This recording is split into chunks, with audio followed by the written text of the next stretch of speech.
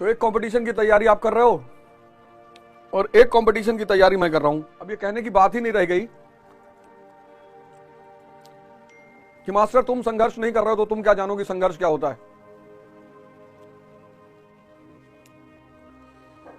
अब ये कहने की बात ही नहीं रह गई कि मास्टर तुम्हारी उम्र 20 साल, मेरी उम्र 50 साल। तुम्हारी उम्र 20 साल, मेरी उम्र 50 साल।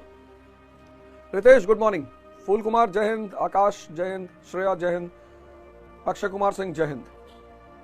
किसी को उपदेश देना अलग बात होती है और किसी को कुछ करके दिखाना।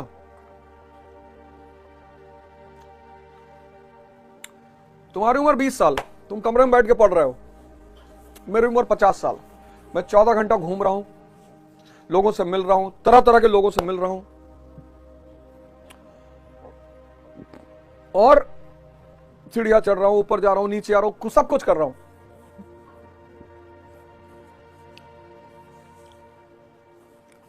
और सिर्फ 5 घंटे सो रहा हूं बस। मुझे अगर पटपटगंज की जनता अपना प्रतिनिधि बनाती है तो यहाँ के भारत के बहुत सारे शिक्षकों के लिए, बहुत सारे डॉक्टरों के लिए, बहुत सारे उन लोगों के लिए एक मिसाल बनेगी जो सोचते हैं कि राजनीति में आपको जनता समर्थन नहीं करती। एकदम करती है, बिल्कुल करती है। लेकिन मेन बात जो मैं आपको दिखाना चाहता हूं, आप सभी लोगों को जो मुझे देखते हो, कि ऐसा नहीं कि सिर्फ उपदेश देता हूं मैं। तुमसे ही कह रहा हूं लड़ो, देखो मैं भी लड़ रहा हूं। मैं रात में 3 बजे घर आया हूं, 7 बजे उठा हूं, सिर्फ अपना सारा काम वाम करके और फिर देखो क्लास लेना। मतलब आप सोचो कि राजनीतिक गलियारों में रहना और फिर क्लास लेना। आप एक चीज में उलझ जाते हो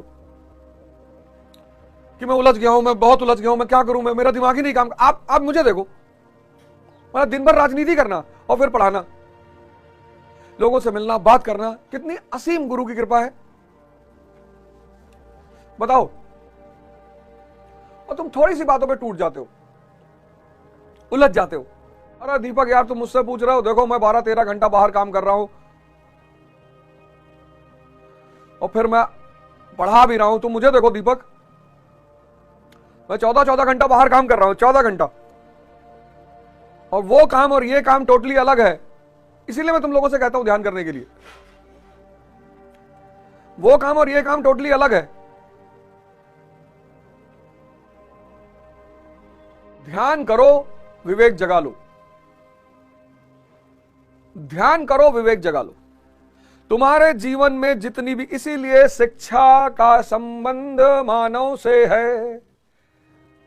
ये जो तुम परेशान हो रहे हो ना बाबूजी, इसकी सिर्फ एक वजह है, तुमने शिक्षा को समझा ही नहीं।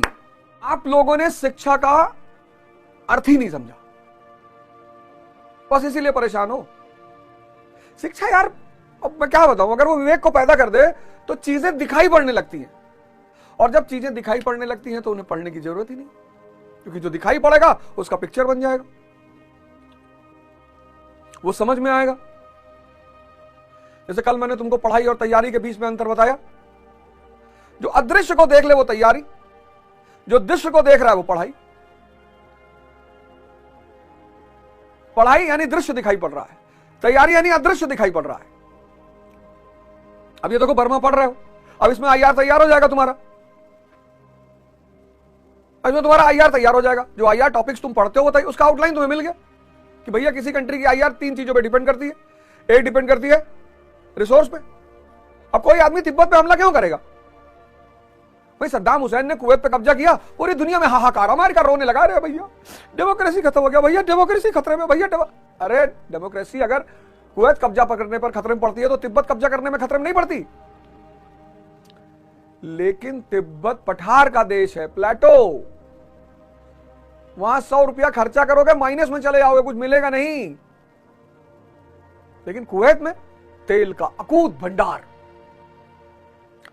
तो अमेरिका और नाटो की शक्तियों ने कहा कि नहीं, it's a violation of democracy and we are responsible as a part of United States and as a part of United Nations that we should stand up for the democratic rights of the people in this world. भैया ले झगड़ा हो गया, पहला gulf war हो गया, सद्दाम हुसैन को मारे सब पटक पटक के। तो पहला चीज क्या होगा? रिसोर्स। आईआर देखो, अब यही सब है समझने वाली बात। शिक्षा विवेक को पैदा करती, रोशनी जला देती है। तुम लोग इसको खोलने के चक्कर में ही नहीं हो, रटे जा रहे हो, रटे जा रहे हो, पढ़े जा रहे हो, मजा आ ही नहीं रहा है। फिर आईआर का दूसरा आधार क्या है? लोकेशन, अफगानिस्तान। अभी तीसरा पॉइंट उस पर आऊंगा मैं।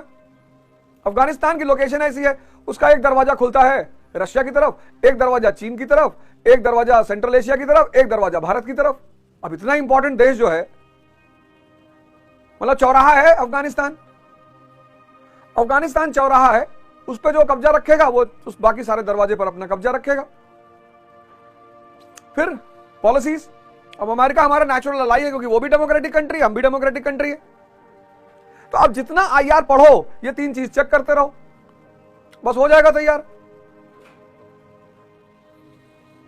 पढ़ाई यानी दृश्य, तैयारी यानी अदृश्य, बस बात खत्म। ज्योति पटेल पूछ रही है क्या कभी युद्ध खत्म हो सकते हैं? बिल्कुल खत्म हो। अगर इस दुनिया की पॉपुलेशन 20 करोड़ हो जाए टोटल तो खत्म हो जाएगा। क्यों? क्योंकि डिमांड कम हो जाएगी, रिसोर्स ज्यादा हो जाएगा। आज दुनिया में सबसे बड़ी चुनौती क्या है? पॉपुलेशन। डिमांड ज्यादा है, रिसोर्स कम है। जब भी डिमांड ज्यादा होगा और रिसोर्स कम होगा ज्योति, तो युद्ध होगा ही होगा।